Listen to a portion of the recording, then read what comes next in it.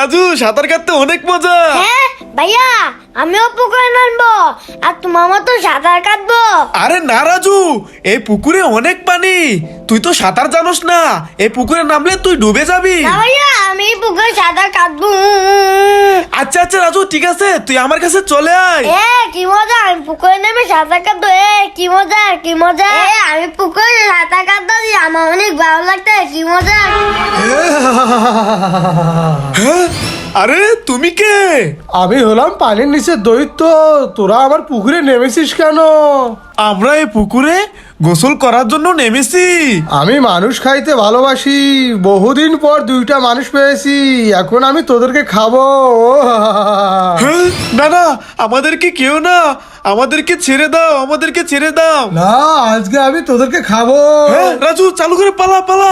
এই দাঁড়া দাঁড়া দাঁড়া, কোথায় যাচ্ছিস? দাঁড়া। ওরে বাবা, রাজু চালু করে পালা, দৈত্য চলে আসে।